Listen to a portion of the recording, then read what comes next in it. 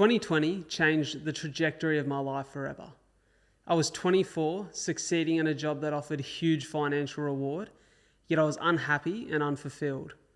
My chronic illness, cystic fibrosis, had caused my lungs to bleed, and it left me in a hospital bed.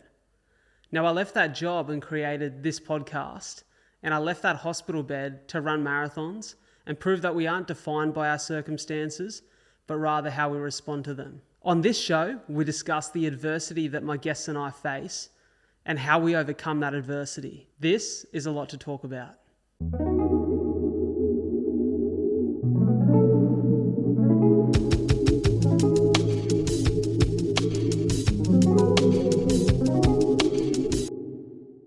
Alrighty, g'day. Welcome back to another episode of A Lot to Talk About. It is your boy, the captain of the ship, the man in charge, Bradley J. Driver, but of course you can call me Brad. Very excited to be here today with one of Australia's best keynote speakers, a keynote speaker who has shared her story around the world, and she's here today to share her story with all of us, which is an incredible privilege.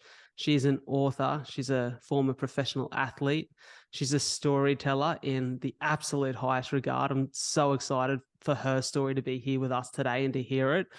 And she's just a great human being. When you hear her attitude towards life, her mindset, the human being she is, but not only who she is, how she shows up in the world, it gives you a really good sense of the kind of things that we can learn from her here today. And I'm very excited to do just that. So from your home, your car, or wherever you are, give a very warm welcome to the one, the only Kath Koschel. How are you, Kath?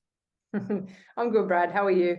Very good. Very happy to be here. We just sort of riffed a little bit off record then and had a little bit of a chat and to get to know each other. And I can just sense already that you're the kind of human being that I gravitate towards. You're just very authentic. You are you, and you're very present. You're very present in what's happening, which I love. So how are you doing?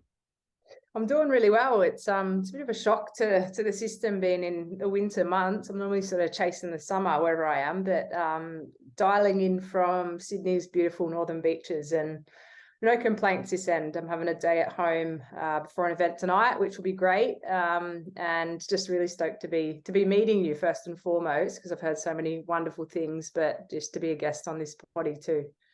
I really appreciate that. That means a lot. Talk to me about what your life consists of at the moment, because I guess, we sort of laughed about it pre-chat. The idea of being a professional speaker kind of looks and sounds different to everyone, and it's such a weird thing for somebody to hear and to ask about, because you kind of don't know what to expect. And I guess that answer changes with every speaker, depending on the kind of gigs they're doing, what sort of stories or content they're sharing. So give us a little bit of an insight into what you're talking about, and then we'll go really into your story. Yeah, as we sort of giggled about earlier, I've never really been comfortable with the title of speaker or motivational speaker or whatever it is that I'm labeled now, but a very accidental professional speaker, I guess, in that I never set out to sort of feature on speaking circuits around the world or anything like that. And really have never had any kind of formal training either, which shocks and surprises a lot of people. So I'm not a technically gifted speaker. I just tell my story and show up with my authentic self and share it in a way that I feel comfortable with.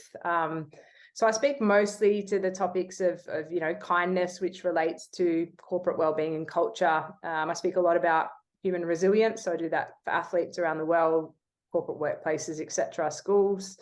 And then also, overcoming adversity and other sort of topical things like that as well. So around the areas of culture, wellbeing, resilience building, etc., mental health. And I guess I still, as I sort of mentioned, I'm not comfortable with the title. And if someone asked me what I did for a living, I normally have a couple of different answers. One being, I'm the founder of a charity. It's called Kindness Factory. So when I'm not speaking, I'm spending time helping my team develop the resources that it pushes out into schools around the world, corporate wellbeing packages, so consulting and all those sorts of things. But yeah, I guess my day job and the thing that I'm more widely known for is just keynoting around the world as well. So it's an interesting career. I pivoted from a full-time job in sports administration in 2017 I'd sort of dipped my toe into the water after living a pretty unique life that led to people being curious and wanting me to share my story on stages and in forums and things like that. And slowly I've built that up to sort of do 2 or 3 a week at the moment, and it's all around the world. So I guess it sort of proves the point that you don't have to do what you thought you were always going to do. And sometimes if you let life be, it can surprise you. So yeah, it's an interesting job. It's an interesting title. And it's one that I've actually, I guess the industry and the world of speaking or keynoting is something that I've actually fallen in love with as well. So I don't think I ever used to be comfortable with the idea of just sharing my story until I realized the impact it started having on audiences and being able to deliver impact and purpose. And so I love that now. I love being able to sort of see the light bulb go on for people right in front of my eyes. It's a real tangible way to see change in front of yourself, which is amazing. So it's a privilege I don't take lightly, and one that I've grown to love as well. I love hearing that, Kath. And, you know, you mentioned there those themes or those topics of like kindness, resilience, overcoming adversity. I truly believe that you don't get to speak about those things until you've experienced what they've done for you in your life. And that's you being able to speak about the impact that's had on you. And like you said, then seeing that light bulb go off in the audience of that genuine emotion reaction to know that that's something they're resonating with too. And something very beautiful and human about that, the way that we learn off each other when we learn off each other's stories. Let's get some context now around your story, because those themes aren't themes that, like we said, you just sit down in front of a textbook and take some notes on. You know, they're lived experiences that teach you lessons. So tell us about your lived experience. What got you to this point? I know maybe we start the journey somewhere around you being a professional athlete, a former professional cricket player, if I'm correct. Yeah, I mean, that was many lifetimes ago, it feels like. So I'm one of 4 kids. I've got 3 older brothers, and I'm the youngest, so youngest and only girl. And when I was growing up, I loved playing cricket in the backyard with my brothers. It was sort of a way that I felt like I belonged to their little tribe that they had. And I just loved chasing the ball around the backyard or the park with them. And very early days, I guess, non-traditional female sport. You know, it's a male-dominated sport, cricket, but because of my brother's influence, I chased the dream of wanting to play cricket professionally very early on. And thankfully for me, I sort of reached that pinnacle. I got to play for New South Wales for a few seasons. Only debuted in 2011. So I was about 23 at that point in time. Contracted for a couple of years, had played overseas in Middlesex for a couple of years as well. Sorry, that's in London. So sort of was doing that for 4 summers professionally. 4 games into my professional career for New South Wales, though, I actually very quickly and very suddenly and accidentally broke my back playing cricket. So it really came out of the blue in some ways. I had an ongoing kind of discal issue in my lower spine, which we knew about because I was experiencing some pain. But we had no idea that there was any risk associated with the back breaking as suddenly and quickly as that. So I guess I was sort of, you know, airlifted from the cricket field to the hospital, had 5 unsuccessful surgeries. And not only is this dream that I'd had since I was a little girl vanished straight in front of my eyes, but they sort of told me it was life in a wheelchair. I was a paraplegic and I'd never walk again.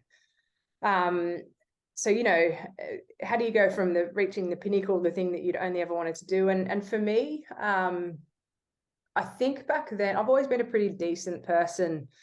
My family from the bush, we've got country upbringings, great values as a family. And one thing that, as my story progresses, you'll learn about the trauma and the adversities that I've endured since that moment. But one thing I've never lacked is support. I've always had an incredible family, and my friends are amazing. None of them have ever given up on me when they probably had every right to, when I wasn't doing things the way it should have been done and things like that. And, you know, I guess at the age of 23, I'd centered my identity around being able to hit a ball around a park. And I think a lot of athletes struggle with this post-retirement, is with their identity. So as you're growing up as certainly an Aussie kid who, you know, we idolize sport in this country. If I'm a good cricket player, I'm known as Kath, the good cricket player. So any kind of party I go to as a 15, 16-year-old and I get there, Kath here, she's the really good cricket player. And that's what I'm now reinforcing to myself. Oh, the only thing that's really interesting about me is that I'm good at playing cricket. And so that, I'm telling myself that, and others are telling me that through their words and actions and things like that. And as I'm introduced more as an adult, oh, this is the gun cricket player, etc., you start to learn that that's what your identity is centered around. So to have that immediately taken away as quickly as it was for me, it kind of brings in the mental torment of everything as well. Well, who am I? And if I don't have cricket with me, forget cricket, I'm now told I can't even walk.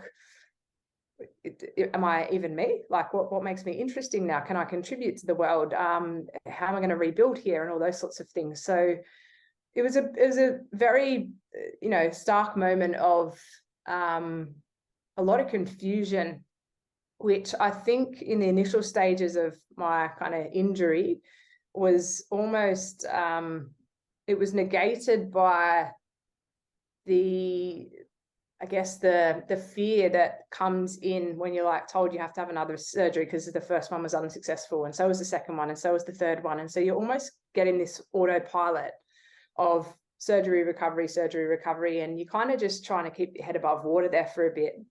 And for me, back then, there was one tiny slither of hope, and it was by way of a new age technique in spinal surgeries back then, called total disc replacements. And in 2011, there was one surgeon doing that kind of surgery, and he was based out of the Gold Coast. So I qualified for that surgery. And the difference between that surgery and most is that rather than cutting through your back and the tissue there, which you'd imagine with a spinal cord injury like mine, you actually cut through the stomach and you shift your vital organs aside and all that kind of stuff. And they line the vertebrae with titanium reinforcement and put like a ball and socket joint in there. And the idea is that you get a whole lot more mobility. And that was sort of sold to me as you're probably your best possible chance at ever feeling your legs again and walking. And so I took that chance and went to the Gold Coast and had the surgery, and it was deemed a success, which was great. I spent 6 weeks there on the Gold Coast recovering, and then they said I was medically cleared well enough to be able to fly back home to Sydney and be around my networks again, my family, my friends, all those sorts of things, and to continue the rehab process from there. So did that. A post-surgical complication saw me come within a couple of hours of having my leg amputated, as in 3 hours. It was saved very last minute. And then after that, it was like, this is pretty dire. In order to keep you as healthy as possible, we think you need to go to rehab. So 6 to 12 months, no guarantee you're walking at the end of it, but that's where we think you need to go. So went to rehab. Pretty difficult challenge for me, in that, I guess, there's the physical recovery element to it, but I also felt like rehabs are just a very stale environment for a 23-year-old who'd built their entire identity around being physically fit and active and all those sorts of things, to then have the complete opposite, a very sedentary and sterile environment. It was a pretty rough one for me. So struggled a lot in rehab, certainly mentally, for the first couple of weeks, especially when I'm in that new environment. But for me, thankfully, my luck changed when I met a fellow patient who had injured his spine in the Tough Mudder obstacle race. So on the monkey bar challenge, someone had gone too early and pushed into his back, and he fell very awkwardly and fractured part of his spine. And I sort of, when he got there, we were very similar age, very similar mindset. He was also an athlete, so we had a very similar background and a very similar challenge in front of ourselves of teaching ourselves how to walk again. So we started off as friends, and very quickly, and much to my surprise, we fell in love, which is pretty amazing to say, who finds love in a rehab centre. And for me, as a 23-year-old, I'd always prioritized my sport and being an athlete and eating and training and sleeping and all that kind of stuff. And I'd had little, high school crushes and things like that, but never sort of a boyfriend by any stretch. And so to have found love in the most unlikely of circumstances in a rehab environment when you're at your rock bottom at that moment is pretty unique. And I guess what made our time bearable for Jim and I was dreaming of a life that would exist once we finished rehab. So what's the carrot that we can almost like dangle in front of ourselves, so that we get through this process and we can look back on this as, you know, the place that we met and found love, to be proud of our achievements in learning how to walk again and all that kind of stuff, so that we can set ourselves up for the future. And we had to dream. You mentioned that you're a dreamer, so am I. Ever since I was a little kid, I had, you know, I was always in Spaceland, just dreaming of what my life would look like and all those sorts of things. And for Jim and I, our dreams are pretty special, and they really and truly got us through rehab. It'd be, you know, we wanted 4 kids, 3 boys and a girl, just like my family, house in Gold Coast on Broadwater, pet turtles, dogs, you name it, we kind of dreamt it. Which again, just made that time so much more bearable when you're in the thick of the grind of rehab. And we'd been dating for 12 months when I was sort of now considered an outpatient, which I was walking independently. It just meant that I visited rehab 3 mornings a week, and then I could go to work or home and kind of almost transition back into normal life. And Jim had a day to go before he was to be considered an outpatient. We'd put the lease on the house together in the Gold Coast, and the dreams that we were dreaming were about to come true the very next day when, very tragically and suddenly and very inexplicitly, Jim passed away via suicide that night. Which, as you can imagine, just left me I was 24 at that point, and it just left me so crushed. I kind of felt like I'd lost all sense of self. You know, how do you go through these big life hurdles, and what do they mean to you? And at 24, you feel so adult. And I truly felt like I had to have it all of the answers. I had to have it all figured out. And grief at the best of times is so difficult. Adding the complexity of suicide, and we should never compare grief. But for me, it was so torturous. And I remember 10 months after Jim's passing, just hitting that rock bottom. In the, you know, first I lose this dream that I'd had since I was a little girl of playing cricket, and then I lost the person that taught me there was so much more to life than hitting a ball around a park. And my rock bottom was pretty ugly. It was a complete mental breakdown. I lost all sense of self. I genuinely never thought I'd be happy again. You know, forget happiness. I never thought that I just thought no one would ever see me smile again. Life just didn't seem to make sense without him in it anymore. And that's the only way that I could kind of describe it. And I think it was J.K. Rowling said it best. The one good thing about rock bottom is understanding the realization that there's only one way to go.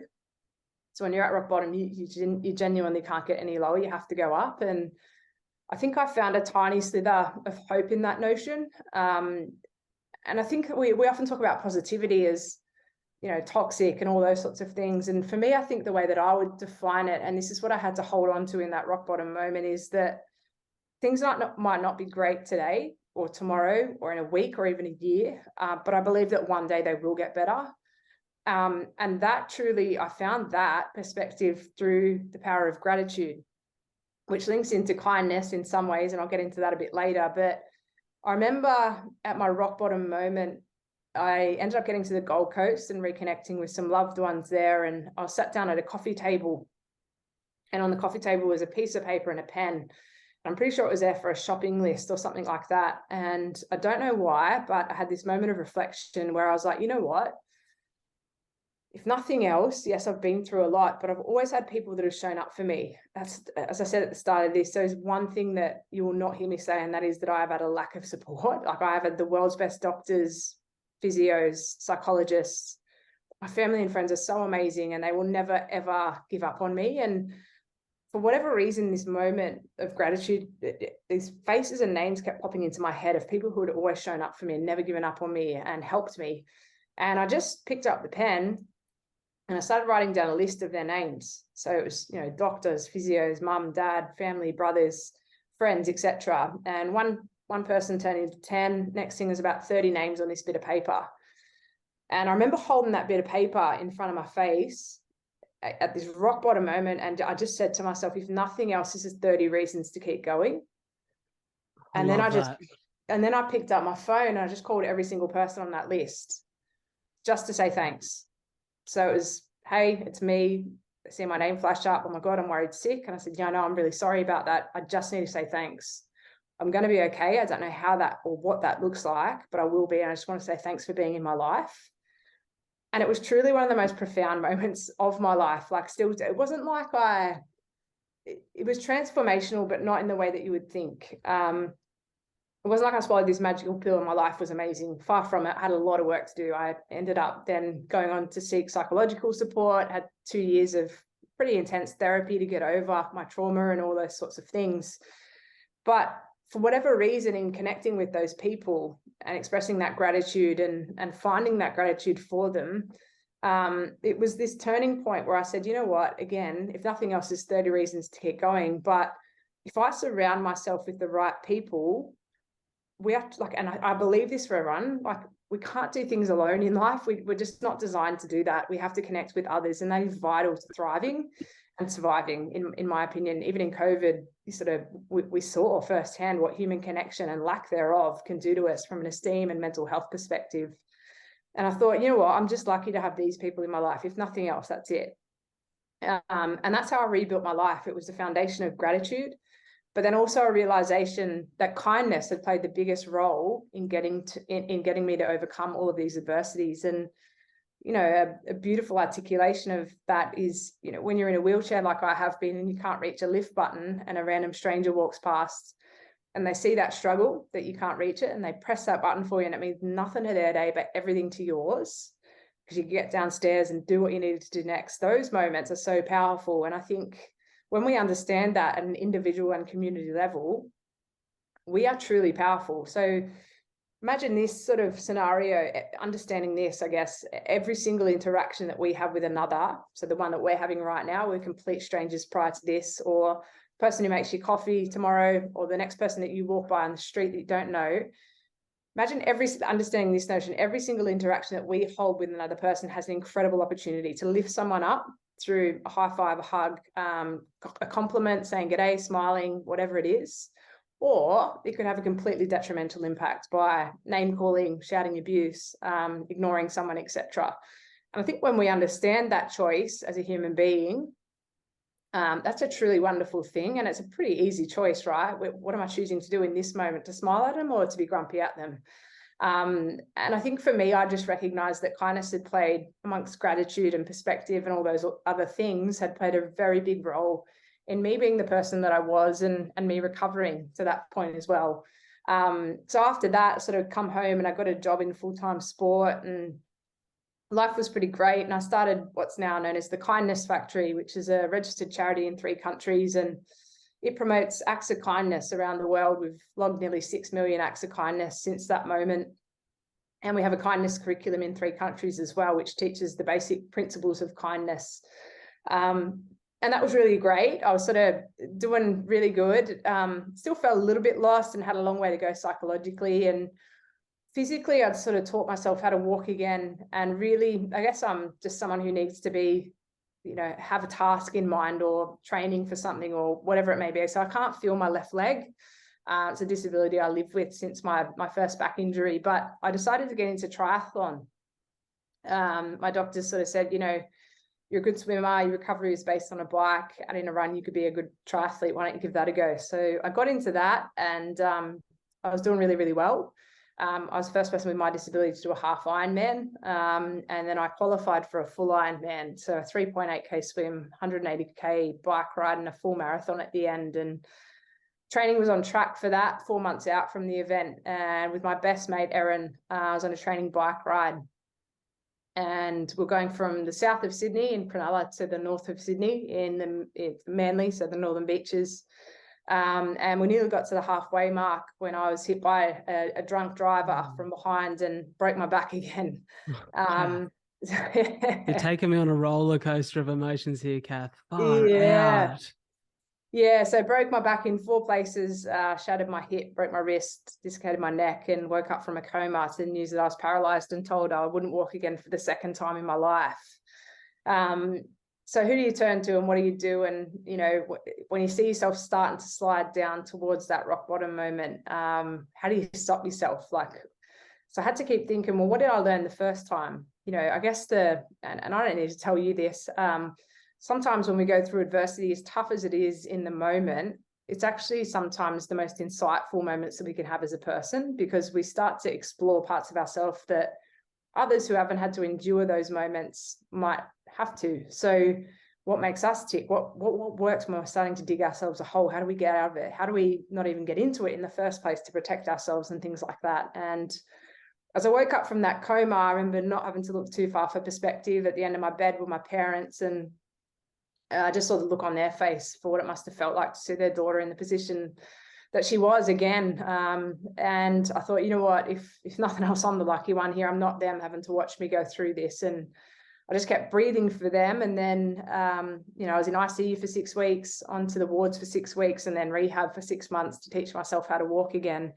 And it was tough. I'm not going to lie, I'll sugarcoat it or anything like that. It was a very tough experience, but one that led to me probably now being in the happiest state of mind that I've ever been in. I've got an incredible life that I love, but I ended up going, I guess I recognized through suffering in the first 2 instances, the loss of my partner, Jim, and also breaking my back once before that, that there were little ingredients that had worked for me. So things like gratitude, which I spoke about earlier, kindness, of course, perspective, humor, and a couple of other things that had really worked for me. So I just kept thinking to myself, well, what pulled me out of the hole the first time? Because I might need to tap into that again. And I guess I realized that kindness was the most powerful catalyst that I had to overcome that experience. And I ended up going on a bit of a journey. It was a bit of an adventure that I've now written a book about.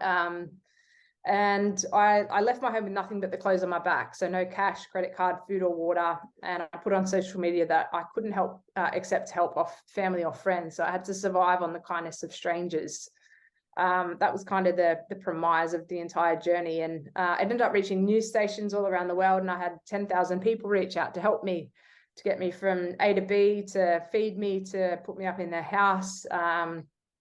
Just to help in some way. And I traveled for 2 months to every single state in Australia, and I learned more about myself in that 2 months. And we talk about storytelling. Every single person that I met who helped me on that journey had a story that would break your heart. So all these people sort of had endured and wanted to give back in some way and help me. And it was a beautiful, I mean, there were so many beautiful moments throughout that journey, most of which are captured in the book that I wrote about it. But I ended up sort of reaching that 2-month mark going, I feel quite fulfilled now. I think my bucket's filled again, or full again.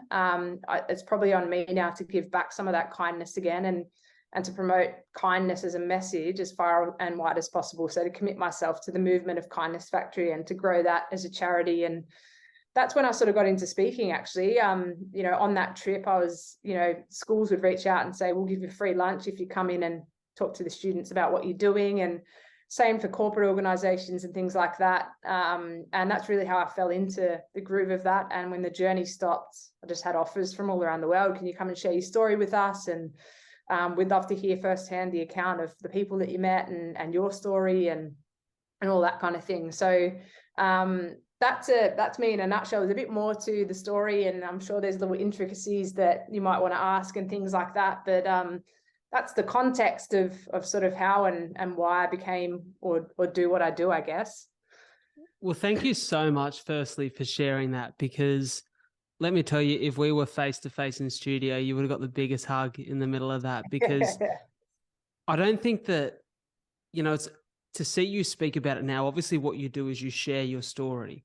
So there's a level of understanding of how you hold and control that emotion as you share it now, because you've been sharing it so often. But the ups and downs of your story are insane. Like to go from the lowest of lows, or like you said, your rock bottom, to the highest of highs where you're surviving off the kindness of strangers is such a contrast. And I think that's what makes this story so beautiful and so powerful to hear.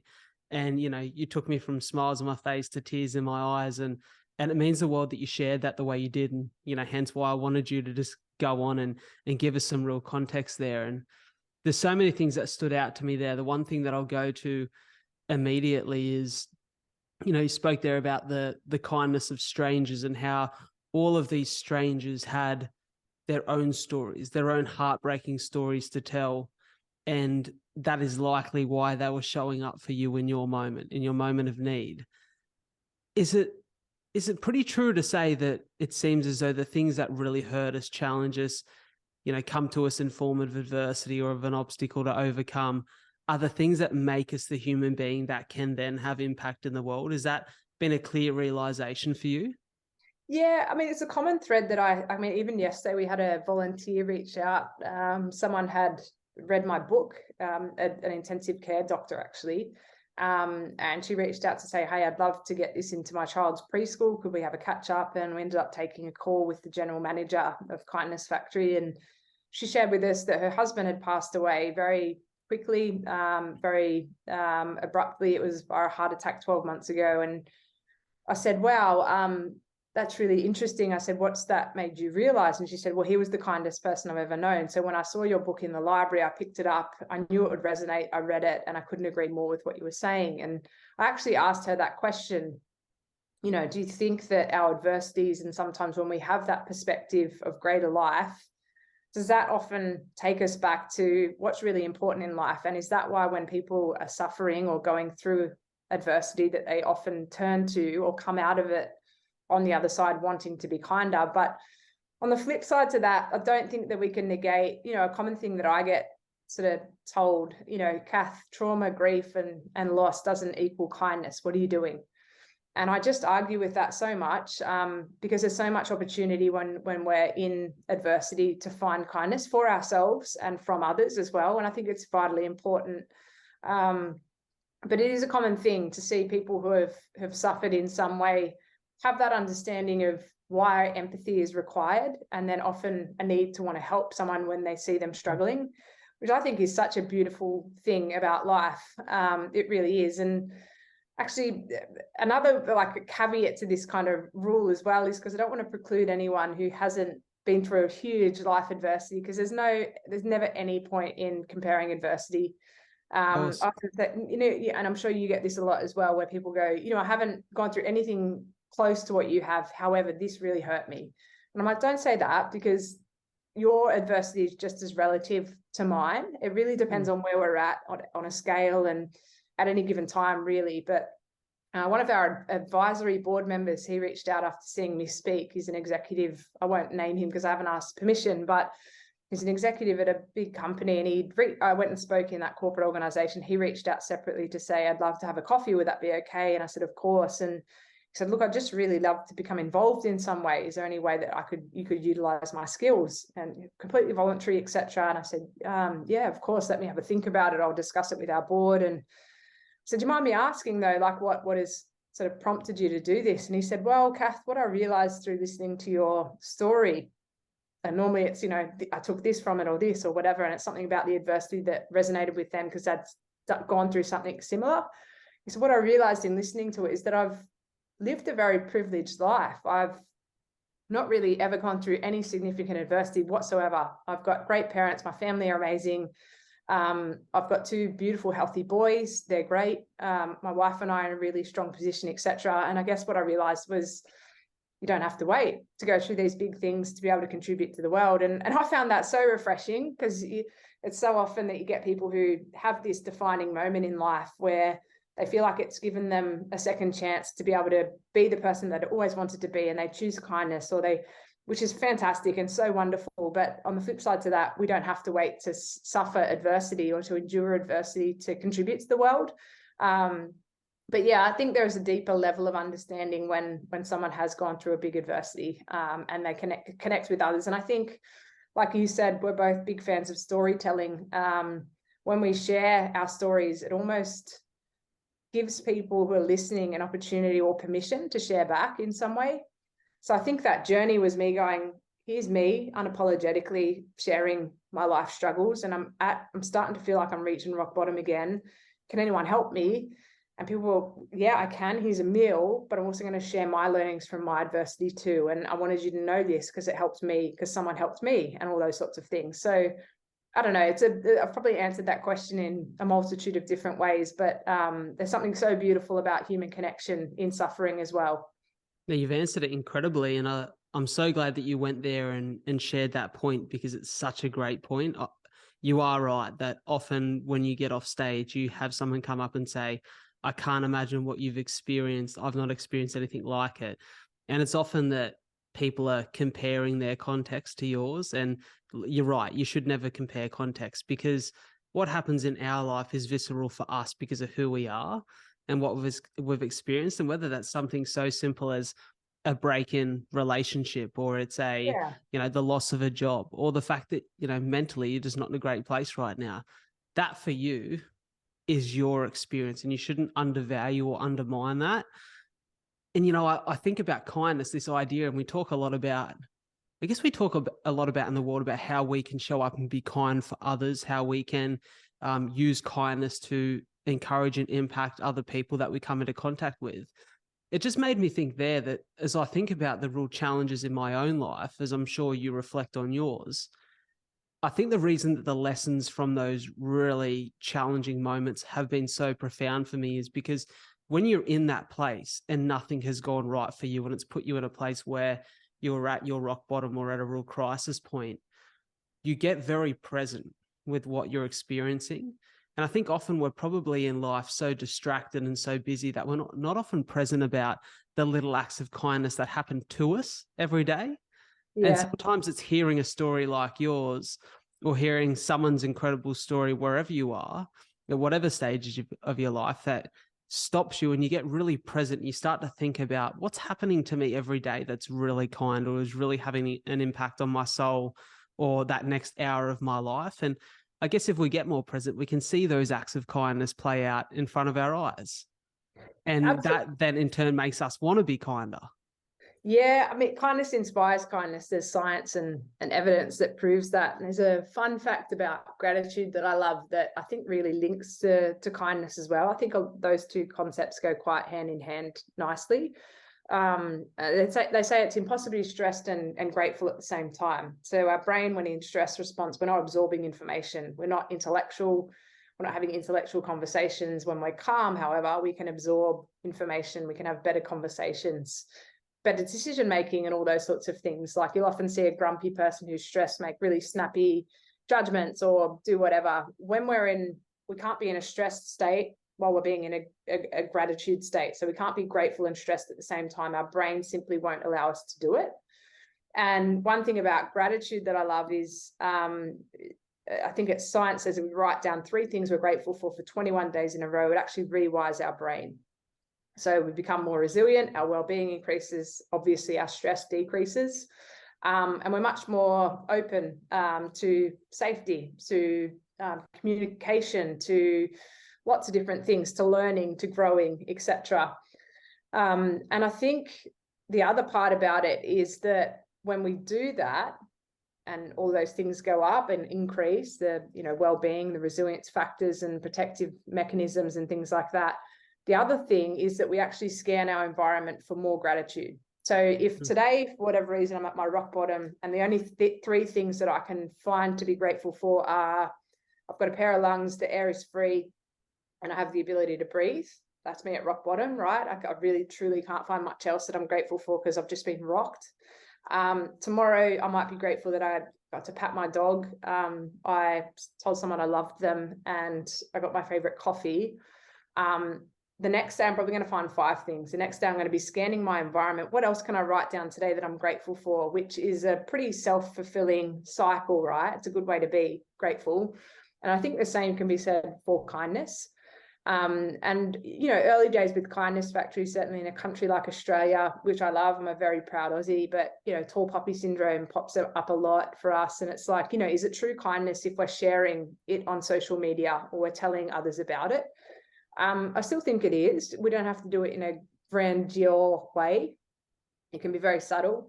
But I'd also argue that kindness inspires kindness. So when we see it in action, or when we're giving or receiving kindness, we want to be kind even more than that, and it has a ripple effect. Or if you witness it over there in a cafe, you're like, that was quite a cool moment that I just witnessed. I might do something for the next person that I see, or whatever that looks like. And it can, of course, be reactive as well. I remember even the other day, my partner and I were going for a walk and we're both listening to podcasts. So we had headphones in, and we often do that, just walk side by side and listen to our own thing. And he'd stopped to chat to a mate, and I sort of kept going because we knew we were going to meet at the beach and all those sorts of things. And I was on one of those zebra crossings, and I was in my own little world, listening to a podcast, etc. And there was a funny moment in the podcast, and I started I wasn't laughing, but I had a huge smile on my face.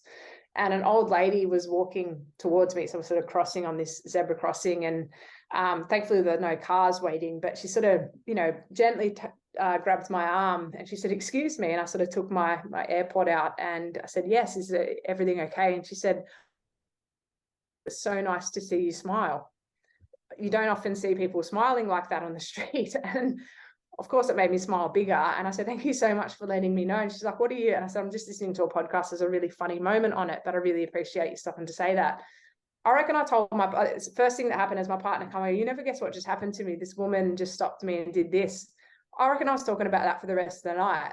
The one thing that she just took 2 seconds to tell me that she enjoyed my smile. And I think it's just little moments like that, and old people are great at doing that because they haven't been brought up with the technological and the technology that we have as the younger gen, with phones and things that distract us and all that kind of stuff. So old people are really great at staying in the moment, and they can probably practice that a bit better and that's something that we could all learn from the older gen, I reckon, is staying a bit more present. But it was such a beautiful moment that honestly, I'm still talking about it. It was 2 weeks ago and I'm on a podcast talking about it. You know what I mean? So we never really know, the impact that things like that, those small little moments are going to have on another person.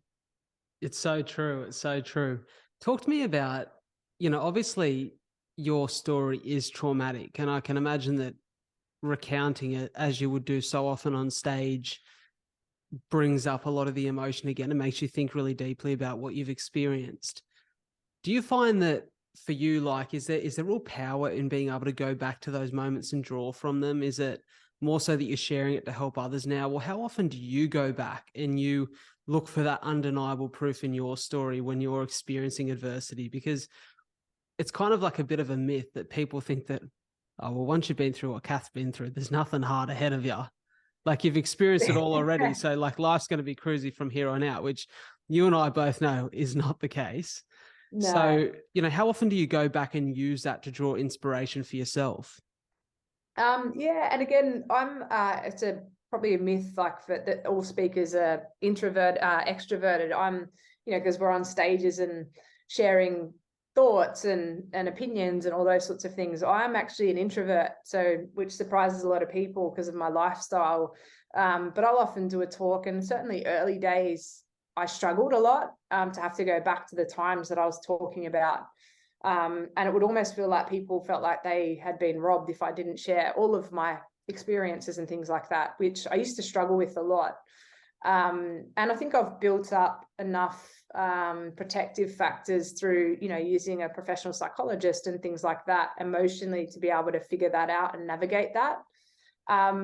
Why I do what I do and share the things that I do unapologetically, but in a very respectful way. I liken it to this analogy. I think this day and age, with a job like I have, which is, say, separate to my speaking career, it's very much behind a computer, and I'm helping a charity, and I'm doing business things and all that kind of stuff. And it's not very often that you can track your progress and see it visually. And I'm probably a visual learner. And a great analogy I had is during COVID, one of my best friends actually moved house, and it was within my 5K radius, and it was very old and dilapidated, and the backyard was just a mess. And she said to me, "Hey, would you mind? We're doing a bit of a gardening working bee. Would you like to come and help?" And I said, "Yeah, I would love that. That would be great. Get my hands dirty and do all that kind of stuff." And I got there, and she said, "Oh, well, you can just mind the kids." And I was like, no, I'm getting in the backyard. I love the kids, but I'd love to get in the backyard too. And so we got to work, right? And we got these photos of what the backyard looked like at the start. And 2 solid days wasn't by any stretch complete, but at the end of those 2 days, the Saturday and the Sunday that we spent working, sweating, blood, sweat, tears, all that kind of stuff in this backyard, you could see progress. And I can't tell you how rewarding that felt to go, I've just contributed to this thing, and I've seen the progress right in front of my eyes. And I think with the technology that we often work with now and the jobs that we have, which if you're not a tradie, it's kind of behind a screen and all that kind of stuff, it's very rare that you get to see that impact right in front of your eyes. And I realized then that speaking had become that for me, in that if I just spend a day on a laptop progressing a project or something like that, I'm not going to get that reward that I got, like that feeling of being in the backyard. Whereas speaking, we spoke about, you see the light bulb go off in people, or you get the standing ovation, not in an ego way, just in a way that they respect what you're saying enough to, raise to their feet, for example. Or you get the interaction with the crowd where they come up and say what it meant to them and what they took from it and how they're going to change and why they value kindness more now and all those sorts of things as well. And so for that, it became a very rewarding tool for me, where I didn't then leave audiences feeling drained. I felt like I was actually contributing to the world through my own story, which my story used to own me until I went through the processing journey with my psych, who's just incredible and changed my life. But my story owned me because I didn't know how to articulate my experiences. And now that I tell my story in a really empowering way and in a way that makes sense to me and that feels respectful to me, and that's now become a gift to others to learn from, so that they don't have to suffer the things that I did to take the messages that I've learned. That's a pretty powerful thing to live with, I think. And so that kind of outweighs the emotional impact that it can tend to have on me, around adversities. For Jim's passing, for example, it actually coincides with World Kindness Day, which is a day that my organization celebrates. And so around that time every year, I start to dip into a bit of sadness, and it can be quite a confusing time because my company's quite large and busy and doing lots of different things, and I'm sort of there grappling with my own head. And it can be difficult around times and moments like that, for sure. But again, I think the impact far outweighs the emotional toll that takes on me. And like I said, I've just got so many amazing people in my life that protect me from a lot of that as well. And again, it's important to note, like, it's harder for me to have a bad day because I'm always talking about kindness. And if I'm not doing that, then I'm hearing from millions of people around the world who are contributing acts of kindness to our website. So telling me what they're doing. So that reinforces within my brain that the world's a pretty good place, and you kind of end up living in this bubble of kindness, which is great. But I'm also a human being too that has real feelings, and like we all do. And I have bad days too. And that's completely normal and fine. So it's just knowing, again, that in the bad days that there's going to be better days ahead for sure. Yeah, I love that. Beautifully said. I have to ask, because this is on the front of my mind, and everything that I do is so attached to my purpose in life, which I kind of shared my purpose with you before we jumped on record. But for those who don't know or haven't heard me speak about it, I see my purpose in the world as uplifting and inspiring hope in others through story. Well, especially in this season of my life and where I'm at now and what I'm doing, that's a purpose I heavily identify with. However, sometimes it comes at the detriment of my own mental health, my own clarity, direction, because I really struggle with allowing too many people access. Sometimes I think that my kindness, my connection to purpose can be not even taken for granted is the right word, but maybe people can take advantage of that. And you're always accessible, you're always here for other people, which leaves me with not a lot of time or not a lot of energy for myself.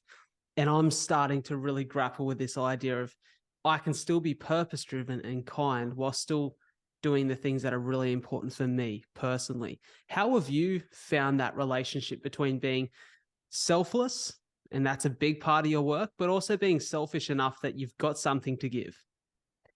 Yeah, there's so much about you, Brad, that I often think, geez, that was me 5 years ago, or that's me now even, and all those sorts of things. So I think there's a lot of similarities between, like, as in what we value in life and who we are as people and stuff like that. I think selfless is being selfish. And hear me out for a second. I used to grapple, the first message we hear when we get on an airplane when we're traveling is a safety one. So in case of an emergency, oxygen mask will fall down from the ceiling. Put yours on first before helping others. And I'm not a mum. I'd love to be a mum one day. I'm an auntie though. And I remember hearing that message. My oldest nephew's 13 now, when I was, say, 8 years ago or whenever, I was traveling a lot. And I'd go, if my nephew, who I just adore, was sat next to me, he's a child, he's quite helpless in that situation in emergency. He's sitting next to me and the oxygen mask fall down. There's no way I'm putting mine on first before helping him. Like, there's not a chance that would happen. I dare say a lot of mums or dads or grandparents would say exactly the same thing about their own, kids or loved ones. But it was probably only sort of 3-4 years ago that similar things were happening to me because of the, I guess, the persona that I have, and it's very authentic, like that I want to be a kind person. I want others to be kinder to themselves, to others, etc. You'd often get the, hey, Kath, can you help me out with this? I'd be like, oh, sorry, I'm caught up in a meeting or I'm traveling or whatever. I'd be like, well, that's not very kind. And you go, oh, geez, that's a bit harsh. Like, I sort of got to live and I've got to do things and all that kind of stuff. And that analogy really stuck out to me because I was like, you know what, the safety message is actually right. As much as I would struggle to do that and I'd want to help my nephew first or whoever it was sitting next to me, I couldn't actually help them before I'd helped myself. And I think the same can be applied, that analogy, to life. So it's actually a proven fact. We can't be kind to others unless we've been kind to ourselves.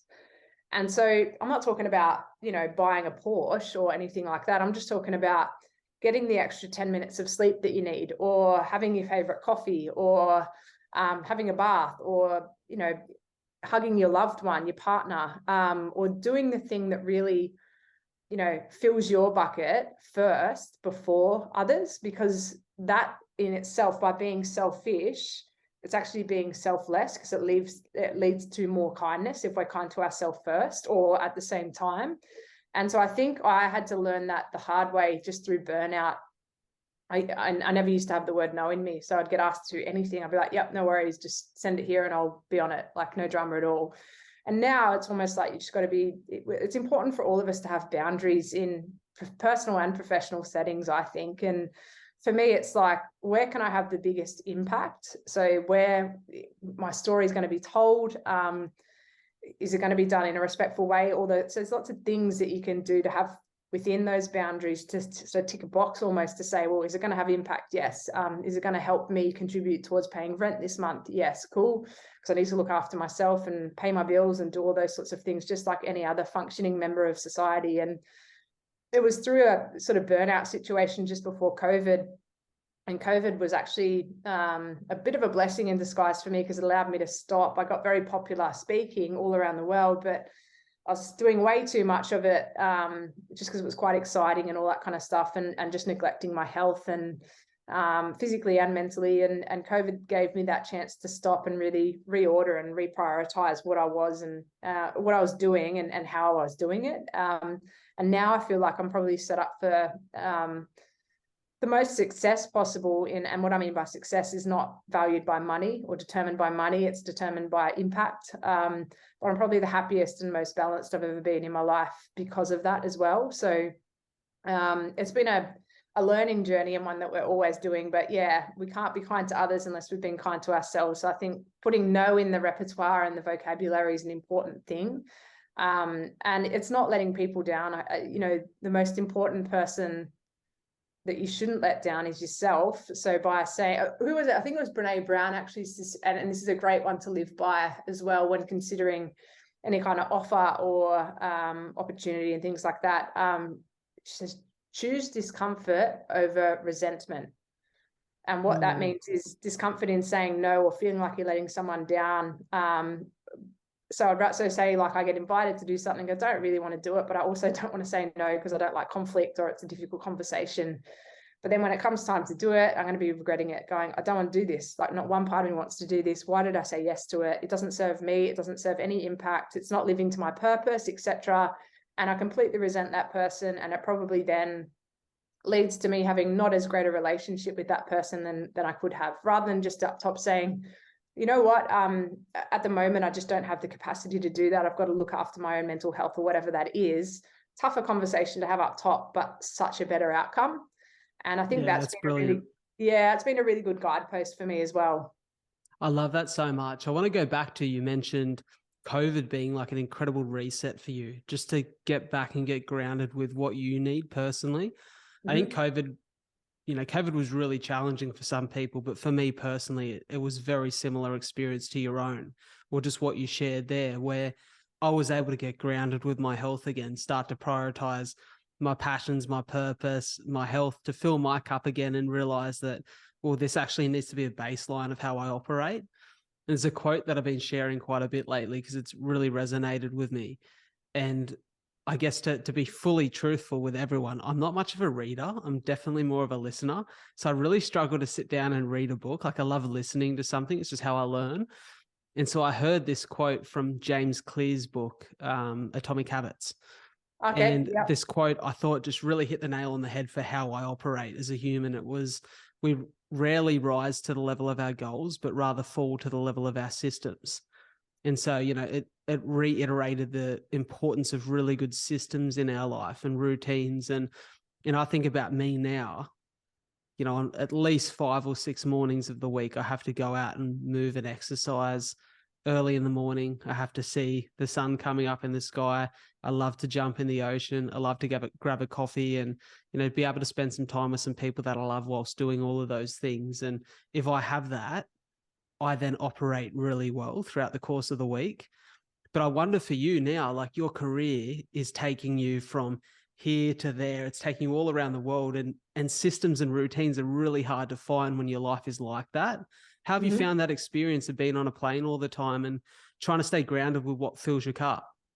Yeah, COVID did give me that chance, and I guess don't take this as gospel, because what works for me won't work for others. We're all different. But I remember doing the amount of travel that I was, and the jet lag that come with that, and the time zones and the date lines, and you're just constantly kind of in a cloud, like your head. You just never feel like you're rested or anything like that. And having been an athlete, for my mental health, physical health is important, and I think they both go hand in hand. When I'm physically well and strong, my mental health improves, and my mental health's better when I'm, it's like all a cyclic kind of thing. And I hadn't put on a mass amount of weight, but I was probably 5 kilo heavier than I would have liked to have been prior to COVID and all that kind of stuff. And I just sort of made a deal with myself that during COVID, I was single at the time, living in a 1-bedroom apartment in the Northern Beaches, and we didn't have it tough at all. Like, you get out for your hour of exercise, and I lived like by a beach, and it really just wasn't tough I shouldn't compare, but it didn't feel tough. And I thought, the bare minimum I can do here is 10,000 steps. And then did that for 2 weeks, and then I was like, hey, I'm feeling good. Cleaned up my diet a bit, and then I was starting to run again, which a lot of people are like, how do you run if you've broken your back twice and you can't feel one of your legs and all that? And again, just sort of pushed through that barrier, got back on the bike, got back in the water. That became really important to me. To see the water every day is really important for me. I just love being around it, just really helps me. But then when I thought to myself in COVID, what's going to happen? Like, the world's going to go back to operating the way that it used to. And if I want to live the life that I had started to design, which I did because I wanted to keep speaking and doing the things that I was doing, how am I going to balance this out? And running has become a great tool for me. So, we often tell ourselves excuses when we're traveling and have a busy lifestyle, that I don't have time to get into the gym and all those sorts of things. You've got to pack all the equipment and all that kind of stuff. For me, packing a pair of running shoes and some gym clothes, like workout gear or a singlet or whatever it is such an easy thing to do. And the first thing that I do in any major city that I get to is I run sort of 10, 20K just to see the place. And then I feel familiar with the territory. It's ticking a box of fulfilling like my physical needs. My mental health improves as a result of that. And I'm living a non-negotiable kind of system as well. So in my calendar today, I started the day at sort of 5:30. I had some meetings in the US. So that started, normally I'd be up in the gym by that hour, working out, doing whatever I needed to do. But then a non-negotiable, it's in my diary. My assistant looks at my diary, makes sure that my exercise is scheduled in there like any kind of meeting would be as well. And for me, similar to you, like, I need to be physical most days of the week. I'm not myself unless I am like that. I need to get set amount as like I'm a silk. I need to get about 8 hours of sleep a night. Otherwise I'm just terrible. Love having my favorite coffee, all that kind of stuff. Got a coffee machine now. And there's certain things that I need to sort of tick off every day that allow me to be my best self. But the non-negotiables become, getting accommodation with the kitchen, for example. So I'm not having to eat out every night and have all the different nasties that can go in, takeaway foods and all that kind of stuff.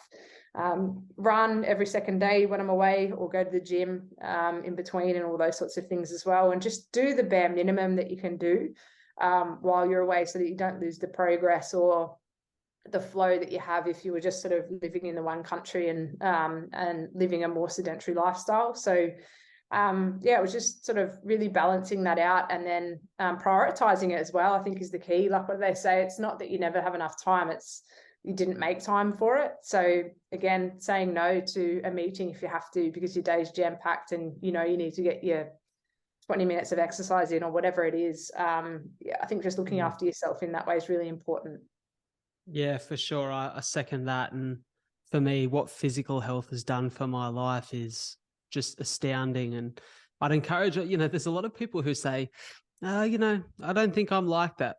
I think we all are. I think as human beings, there's something very inbuilt within our system that is, if you move your body physically, you get something from it mentally. And I don't even know that we can put our finger on what we get from it. You just know the feeling. It's that endorphin rush. It's that feeling as though you've conquered something. You've done something that is, almost, if we use that seek discomfort idea, like seeking discomfort, building a level of discipline, owning, the way that you show up in the world. There's something about physical activity that gives us that. And, we said you don't have to experience extreme trauma to really understand who you are, but I don't think that should stop us from seeking some challenges. And for me, physical activity is the outlet to do that without having to put myself back in a hospital bed to learn a lesson. Sure. Yeah, no, I agree. Like my partner's sort of, he's a very fit, so does CrossFit. He's getting into a fair bit more competitive running and stuff like that at the moment. And he's done a couple of Ironmans, and he keeps saying to me, because I was training for an Ironman when I got hit by that drunk driver, and he's like, well, why don't you do an Ironman? You're back to pretty good fitness now. And it's like, oh, that sort of bus has run its race and all that kind of stuff. He's like, why don't you do one? And I was like, why don't I do one? I don't know. Like, why? What is the barrier I'm placing in front of myself? Is it the fact that I've got a lot of travel coming up? And I'm like, no, if I stick to what I've said I'm going to do, then I should be fine. And yesterday I signed up for a full Ironman. So I'll be doing that in Busselton in December. So where's that? Hey? Where's Busselton? WA in Perth. Yeah. Okay, nice. Yeah. So I sort of felt like, unfinished business. It'll be a challenge for sure. I'm not trying to win the race. I never would have anyway, but just to finish it would be a nice little thing. And it's going to bloody hurt. Like I fully recognize that, but I know that I'll get through it and recover okay and do all that kind of stuff. But I agree. I think we never know what we're truly capable of. And sometimes when you go through adversity, unfortunately, you learn what you are capable of, fortunately or unfortunately, I guess, whichever way you choose to look at it. But we are capable of so much more than what we think. I think we often just put limits in front of ourselves just to say why we can't. Like, I can't feel my leg, therefore I shouldn't do an Ironman. Bullshit. We can do it if we want to. Like, it's just choices that we make and how we want to show up every day to make that a reality, I think is the most important thing for sure. Love that. Put that message on the fridge, ladies and gents. Before I let you go, because I know we're wrapping up here, you're a busy lady, you got things to do. There's one last question I really want to touch on. You spoke really early in your story about how it was very challenging for you when you identified solely as an athlete, as a cricketer, to then have something that took cricket away from you, to then reform and re-identify who you are and how you want to show up in the world. I guess now, in a new way, you are Kath Koschel, the founder of the Kindness Factory, and you're on the international speaking circuit. And you're a incredibly inspiring and, just amazing individual who gets to share your story with people and impact people all around the world. Maybe correct me if I'm wrong here, but you will maybe not want to travel around the world for the rest of your life and be as hectic and as busy as you are. You express your desire to one day have children of your own. And with that is going to come a change and challenge of schedule, right? So how do you feel about the idea that maybe your identity right now won't always be wrapped up in what you are? And I guess maybe, do you see your identity being separate to your career? And just explain that idea for us. Yeah, I do. And this is something I worked. So when I sort of sought help, professional help through a psych, there there were lots of different things that I had to overcome. I was sort of diagnosed with PTSD as a result of losing Jim, my partner, and there was a whole raft of things that I needed to work through in that regard, but also was one of this, I don't even know who I am. Like I really couldn't tell you what's interesting about me. And it was probably an esteem thing because of that loss of identity for sure. So the process of working that out was not being built in it's not my career. So I think at the end of the day, who do I want to be? I guess it is a little bit wrapped in my career because I want to be, not all I want to be known as, but I just want to know who I am. And who I am is that I'm a kind person. I'm a decent person. I'm full of gratitude. And they're the determining factors that I need to live by and be guided by, not by what pays my bills or what I do for a living and so forth. So it's more the values that I want to instill within me, whoever crosses my path, etc., that I need to live by, rather than the vehicle of, say, I can express that through speaking at the moment. In the future, that might look completely different. I might contribute in a different way. And so I'm less attached to the idea of what my career is and more attached to who I am as a person and the values that I have as a person. And I think that will always be my guidepost, right? Like being a motivational speaker, I'm probably thinking I'm going to go hard at it for the next 2-3 years and then maybe not even do any more of it, because I want to transition into potentially being a mum and being a great partner and living that kind of life and things like that. And that will be completely okay. I'm sure it'll take a transition period. But for me, the work that I did with my psychologist was more around who I am as a person rather than what my career tells me I should be or who I am. Because it's interesting, whenever you go to a barbecue, I'm sure someone comes up to you, and if they know you, they say, Brad, how's the podcast going and how's the speaking going? And that will be the interesting thing about you. And if they don't know, they'll go, Brad, what do you do for a living? And you'll say X, and then automatically they'll be creating a concept of who you are without you even telling them who you are, because, oh, that's Brad, he's a whatever. And sometimes I think not even just them, you start to create that construct in your head. Absolutely. Absolutely. And I think we even spoke about, a great tip I got as a speaker who's sort of become a mentor, it's less about being a speaker really for me and more about the impact, as we've discussed. But this person said to me, when you rock up to an event and you're sharing your learnings and your story and your wisdom, that's not an hour's worth of time. That's, if there's 100 people in the audience, that's 100 hours of time. And so make sure that impact is felt and magnified by 100, not by that 1 hour.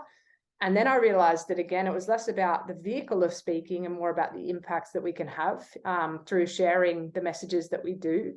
And I think the same can be applied to life as well, in that how we choose to show up for that hour that we have on a podcast, having a coffee with someone, with a colleague at work, or someone we're mentoring, or whatever it is that we're doing. That's just as important as well. And again, I think it just always comes back to values, and knowing what yours are. Like, thankfully for me, I've done a lot of hard work in exploring myself, and there's no right or wrong value to have. Like, it's completely determined by what you feel and who you are as well. So yours might be very different to mine, and very different to my partners and anyone else in your life for that matter. But understanding your own values and how you want to show up in the world, I think, is the most important thing we can do. And that is how we should be defined, not by the career that we have, in my view. So beautifully said. Well, I could literally sit here and speak to you for hours and hours on end. And I feel, to touch on gratitude, I feel very grateful that I've had the opportunity to hear your story. I feel very grateful that you've chosen my platform to come and speak. And I know that everyone in the audience will say the same thing, that we're just so privileged to hear you share, to hear those messages that you've learned along the way, along your life journey. And I'm so excited to see what is to come in the future. So, Kath, I want to thank you so much for being on the show. I'm going to make sure that everywhere that people can find you and the Kindness Factory is all within the show notes of the show. And I guess I'll give you one last opportunity to give us a little closing message. No, nothing from me, Brad, apart from just it's been a real treat to meet you. I think you're a gift to the world, and I really appreciate your time as well. It's been my pleasure. Thank you. Thanks, Kath. Thank you so much for tuning into another episode of A Lot to Talk About. It means the world that you guys are in my corner, that you continue to listen to the show every week. And if you could do me a massive favor by following the podcast on whichever platform you listen to it and sharing this episode in particular with just one friend that you feel would benefit from it, that would mean the world to me, and it would help the show grow. The more the show grows, the bigger the guests we get on, the more that we can do, and the more we can share and support you guys, the listeners, the viewers of the show. Before I go, I want to pay my respects and recognize the traditional custodians of the land on which we meet and record this podcast.